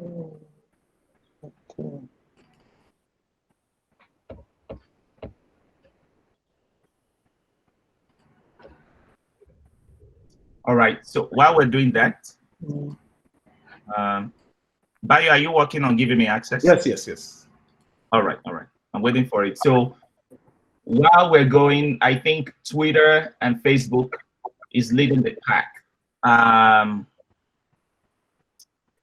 Do we know why people, would want to? I see Quora and TikTok coming up right below. So why would people want to use Twitter more than Facebook? Lady E, what do you think about the data we're seeing here? What do you think Twitter is doing differently? You're on mute. You have to unmute yourself, Lady E. Okay, sorry. Okay. So the fact that with Twitter, what happens is you have short news at the tip of your finger, at the speed of light, to as many million of audiences as you can. That's a catch, which means you know that the only way you can sell what you have is to really get creative in how you construct your word. So what we used to do in advertising, the idea of copy editing, right, and copywriting is what they have just transferred that principle to Twitter. And whether you like it or not, people like news short. And they bought into that, which is the idea behind short videos for TikTok. Our attention span is so short these days. People want everything in one go, like a dynamite. Something they can chew and run on with, and even reshare with their friends, that is easily digestible and unforgettable. So when you have that kind of combination, there's no way you can keep moving. And that's the reality even we need to start beginning to cope with and readjust our mindset, our method, our approaches, our delivery system, our style of reportage, and the speed with which we even send all of this out. Because it will now require that from the way it's going, we may have to have more manpower and less use of overhead heavy duty equipment. All we may just need is just one space, but have more persons. So we transfer all the amounts we have, we invest in equipment and buy more sustainable, smaller, cheaper equipment, and invest that money in people who are more creatively trained to use this system of multimedia to get the more audiences and share more of these things. Because at the end of the day, it's algorithms that make some of these things really run fast. Okay, Yeah. maybe can I just say something? Please do. Okay, well, one point I also want to make is that unfortunately, I'm not seeing enough of quote and unquote professional journalists on Twitter. So many people are not there. So they allow the people who are very familiar on those stuff to be there. So somebody told me that it's only in Nigeria that you find a very influential columnist and that doesn't have active Twitter account. Sometimes I go online. That days I want to get Nigerian. If you want Nigerian editors who are active online, it's hard to find. True. But I mean, a few years ago, Segun Adeniyi said at a conference, Segun Adeniyi said he will never be on Twitter. Thankfully, he's on Twitter today. But you deny. But most people read Dele Momodu through the Twitter handle link and even follow. So it's important that we also pay attention to this. Twitter and all the social media are now professional tools. They are not social. They are professional tools. And the earlier we get that, the better. I mentioned in my presentation that the combined, many media houses, there are reporters who don't know how to share their publication. They are waiting for the online department to share it. It will not happen. Yeah, thanks. And thanks. We've already, and we have just about 26 minutes to the end of the workshop. Wow. A lot of things, a lot of questions I want folks to think about. And before we go into Bayo's session is, do we anticipate a future where there's no newspaper on the stands, where there's no need for newspapers on the stands because people are glued to their phone, right? And they're not ready to click through pages and read. Are we ready for that future? And how are we preparing ourselves for that future, right? Let us just think about that. How are we preparing ourselves for that future? And with that said, I will move on to Bayo. You now have the floor. I have your presentations. Okay, thank you. Sorry, guys, for the technology hitch. Okay, so I'm going to talk about the current state of media in Nigeria digital. And it's really nice that everybody has come to realize that the best way to go for Nigerian media right now and the global dynamics supports this the transition into digital technology. Well, I have because I work with statistics, and I'm going to be sharing some thoughts here. I would like us to go to the first slide. I want to share something very interesting. Yes, digital media is technologically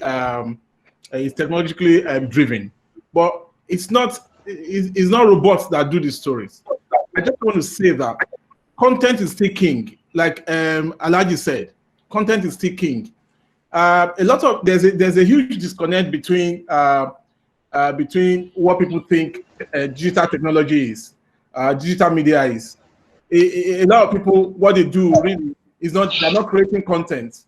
What they are doing is they are just replicating what others have done before. So you need to be able to create a niche for yourself to be able to play in this industry. In the past, going to like 8 years, I've been in this industry. I've worked with 2 global digital media organizations, and these guys are not joking at all. They are not joking at all. What they are doing is they are using technology to drive content, and the industry is very dynamic. The digital media industry is very dynamic. In Nigeria, a whole lot of people that are operating websites and blogs and all of that. So many of these guys are still doing copy and paste. Can you hear me? I hope I'm clear. Yes.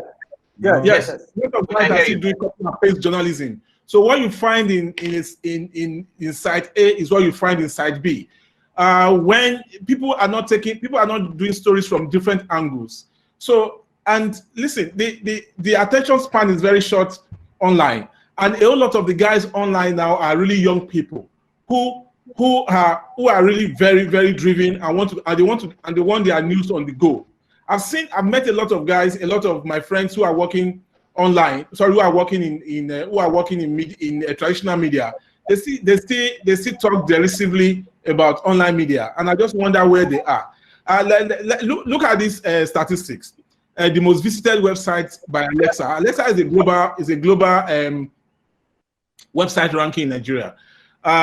These are the most visited websites in Nigeria, but for January. This is of course there are states. This gives a general idea of where people are going to get their news online. Okay, and now let's bring this back to revenue. If a global concern, an organization wants to advertise, if they go to Alexa and check which site is doing well in Nigeria. Let's leave Twitter and Google and all of that. You can see Punch here, you can see Daily Post, you can see Legit, you can see news, a few news sites here. Okay, my organization is not here because we don't. This is by Google. We mostly deal with handsets because we have found out that in the next 10 years, content will be driven by mobile connections, by mobile handsets. A lot of people will be accessing their news on their mobile handset. So we are driven to make sure that a whole lot of Nigerians download our mobile app. So when you get the thing that is happening right now is that a lot of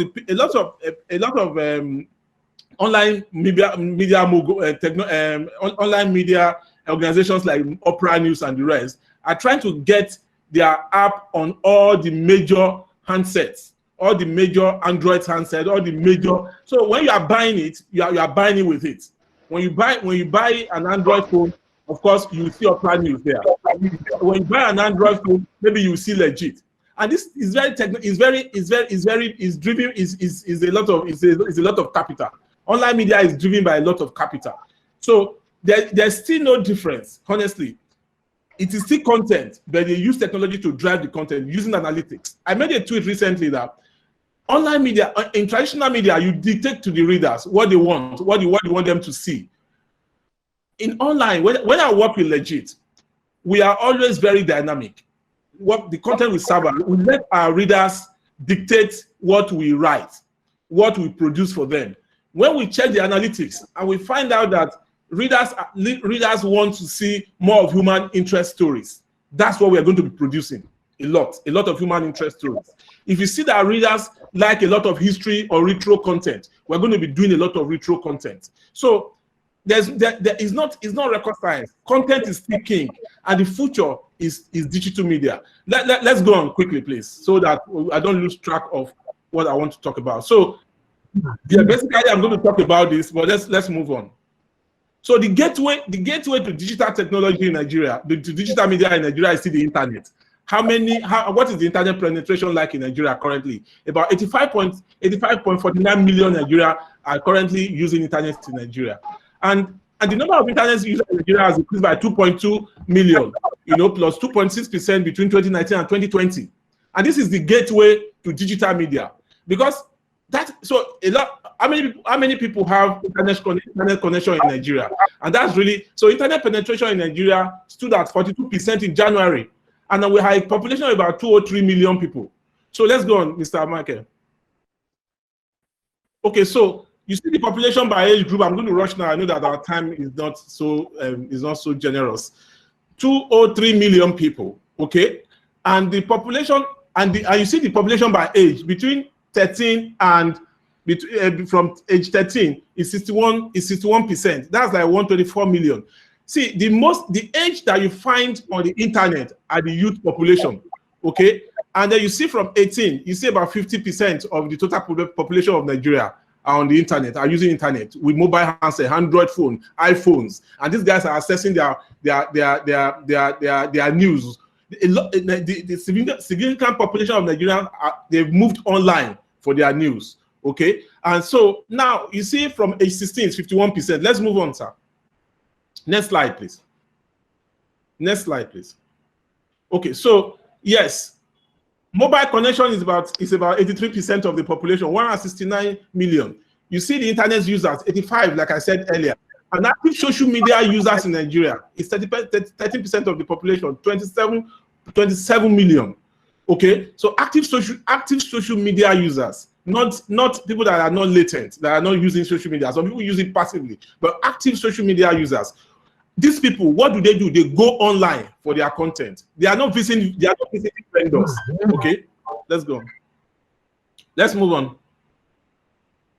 Yeah, so mobile connection. Let's move on. I've spoken about this. Let's move on. Okay, the next slide, please.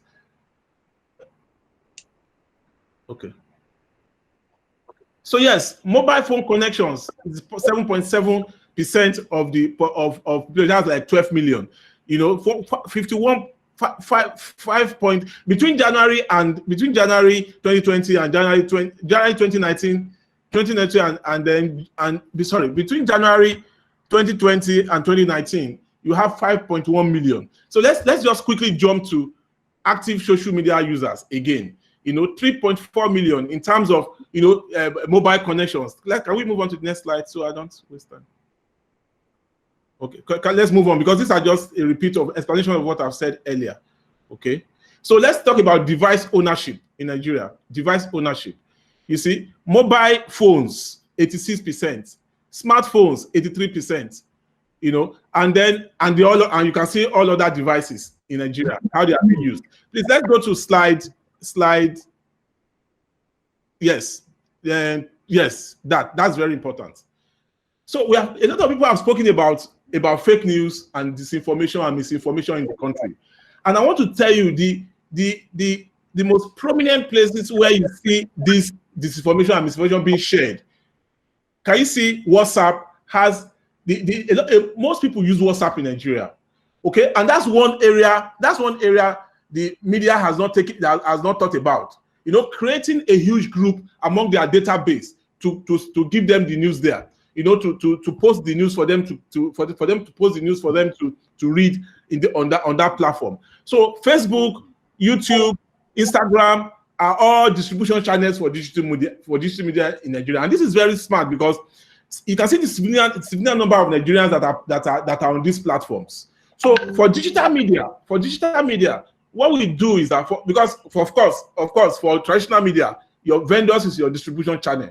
For digital media, it is social media. So when you are posting your content, once we are writing the news, we are thinking of posting them immediately on WhatsApp, on Facebook, on Instagram, on Twitter, because this is where you have a significant number of people that want to read the news. Let me share an experience with you. When I was in my former place, Techno came and wanted to see how they can advertise with us. A couple of mobile technologies company like MTN and all of that. What are they asking for? What is your daily traffic? What is your daily traffic? At that time, we were having like 8 million people on the website on our mobile channels every day. So come to think of it, how many traditional media, how many traditional newspapers have this kind of traffic every day? So it's very important. So the state of digital media in Nigeria now is that in the next 10 years, this is just going to be the new direction for media in Nigeria. And honestly, as Mr. Lekon said something, you get a press statement from maybe Garba Shehu, for example. A lot of the guys that are covering National Assembly, they get a press statement from Garba Shehu, or sorry, from the media department, or from the media assistant to the Senate president. They are waiting till tomorrow to publish it. A lot of online media already published it immediately. Once they sit, in fact, they publish it there and then as they are sitting down. But you're waiting, and that will be your headline tomorrow. It doesn't work. It's not good. So that's the reason why there's going to be serious issues with the traditional media in Nigeria. So currently, can we move on, please?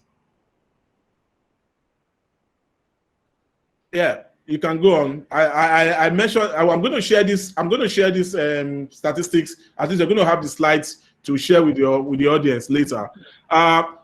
The reason why I'm very particular about Facebook, about Twitter, about Instagram is that these are the primary distribution channel for digital media in Nigeria.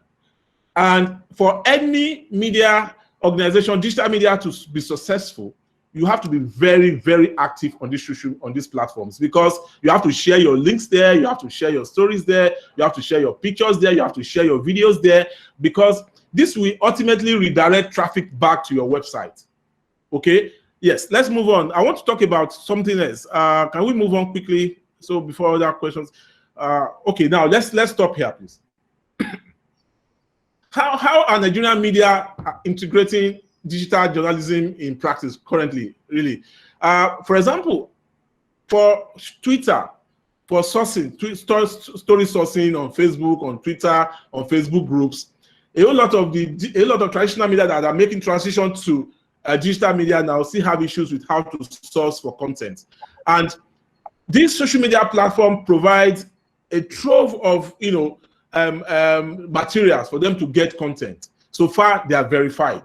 Okay, so it's really very important that you focus on these platforms for your content sourcing, for news reporting, for writing, for fact checking. Of course, there are fact checking organizations currently, working in Nigeria, and these are some of the threats we have for digital media and news distribution and analytics.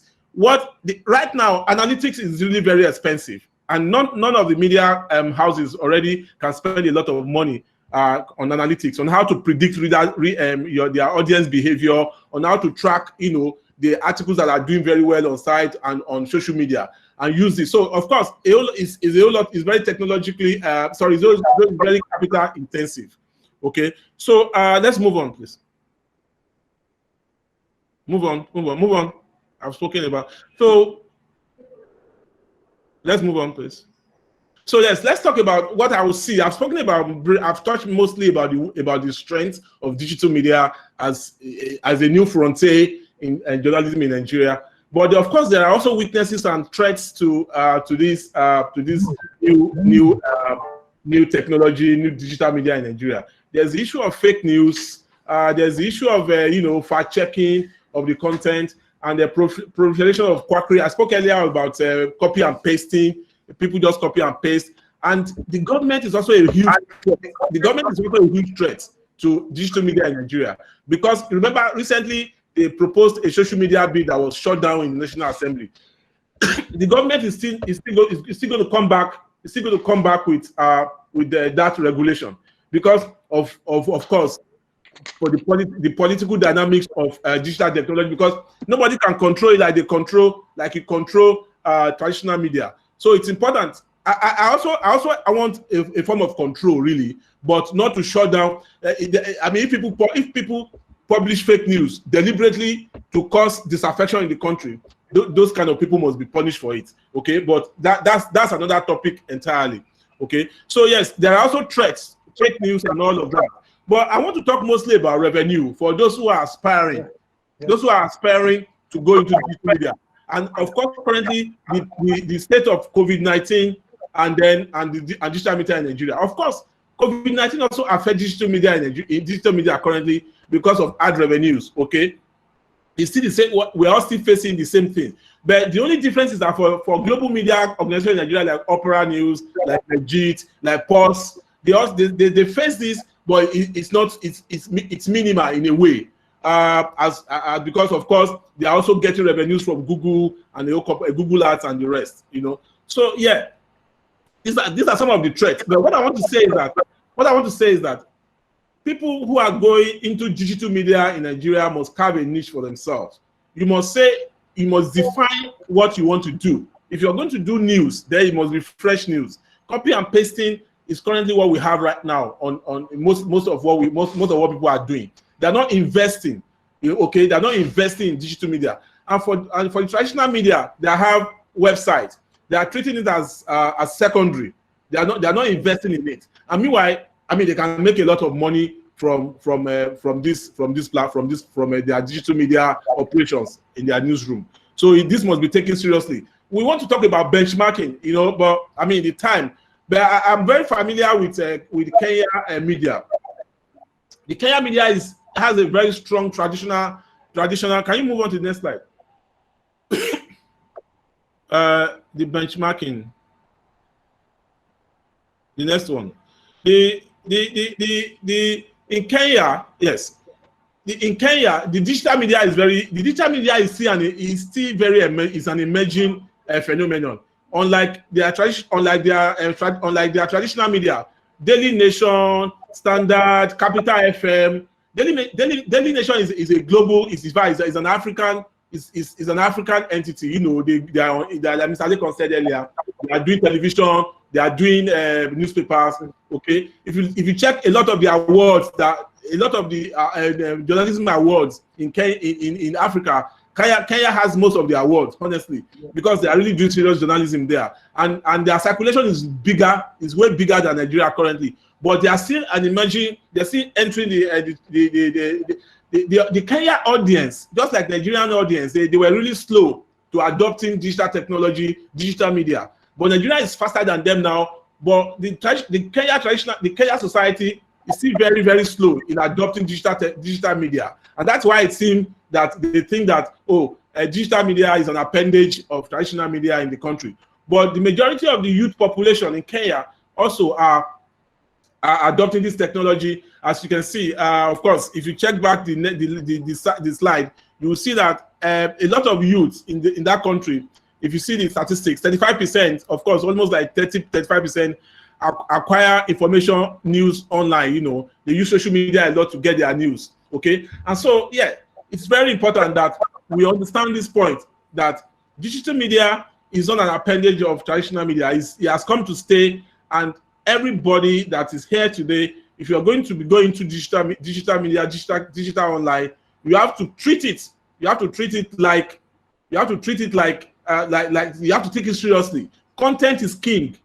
People won't and it has a gestation period, maybe like 5 years. You don't go into digital media, you want to make money under 6 months or under 1 year. You have to constantly produce the content that people will come there to. People will find you. People will find you if you have the content. But when you lose hope and you begin to do copy and paste, then that's where the issue is.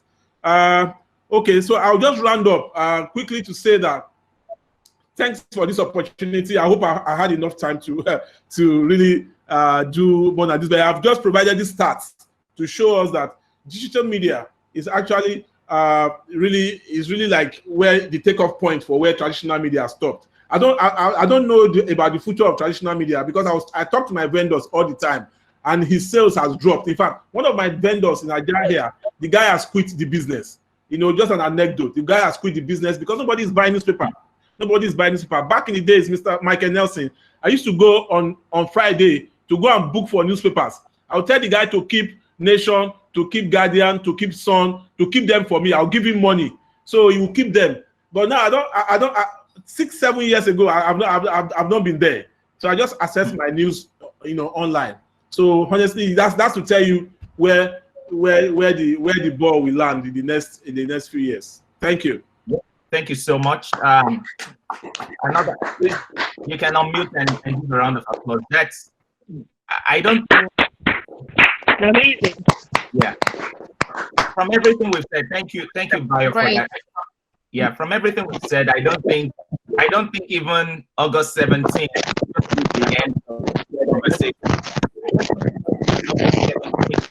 We've raised a lot of issues that speak up of Media Geek 2020.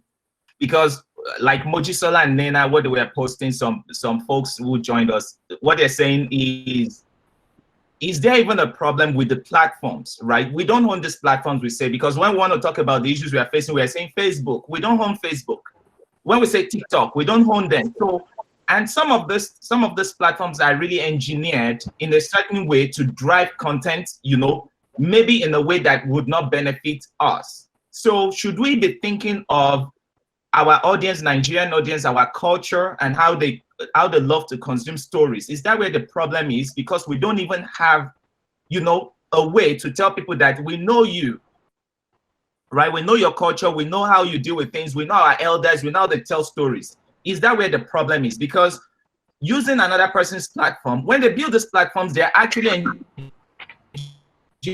to act in a certain way, which may be inimical or anathema to how we want to sell our content. And now we're just pursuing whatever they lay down for us, right? So, and we cannot address that within this. But I just want to thank everybody, right? And we want to keep to our time. We want you guys, you know, to have that trust that will not keep you longer, right? And burn your media. But I just want to tell you that the next event is where we now address, with everything you've heard some very fearful things like, oh, print may not be there for a long time, you know, these things that should give you sleepless nights. But what we want to do in the next workshop is address the mental effect of what we've discussed on you. So we are not leaving you hanging there trying to think about this. And that's why we've thought about this in a long way, right? Because a lot of people can take this and say, oh, I heard today that my job may be gone. You are not alone. We need to think, we've just identified problem, and that's the beginning. So the next session is going to be July 8th, and we're going to talk about mental awareness in times of great change, right? These things can cause you depression if you keep thinking about it, but we're going to bring these two folks, Bose Deolushola Obasa, who is from Nigeria, and Nada Moali from California, USA, and they're going to speak on these topics, right? Mental awareness for change and innovation, mental awareness in times of great change. And these are people you can also network with. So like I mentioned earlier, in partnership with Media Career Development Network, we thought this through, and we're making sure that we're not just giving you this scary data and leaving you there. So we're going to move through that. And I want to be honest to your time. I will give Mr.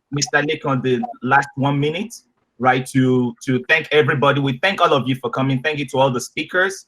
And I'll follow back with you to see how we can take the content you provide. Thank you for the opportunity. For all suggestions on the chat, Ejit, you said, yeah. You said should we create a WhatsApp group to keep this going? So, yeah. Go ahead, Mr. Okay, what again, I want to thank all of you for coming. I have no doubt that this will have been worth your while. I have assurance that you'll get the presentation. We'll find a way to get it across to you. Like me, I even have a longer script, so you get all these things. But the most important thing is think about what I've talked about today and see how we can take this conversation on and find a way to connect with the speakers. That's the essence of this. This is a network, and let's keep the conversation going. Yeah. Thank you once again, and we look forward to seeing you. Between now and next presentation, get in touch, and we'll find a way that you can ask more questions to the platform. Thank you. Yeah, thank you, class. I really appreciate you for agreeing to be part of this. We didn't have to meet to do this, just some emails, and we are done. Thank you.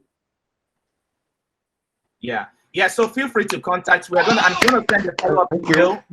Thanks to all the speakers, Mr. Nico, Alaji Ganu, Lady E, and Bayo. Thank you very much. Thank you very much. We're gonna send these materials. We're gonna drop the speakers' contacts, their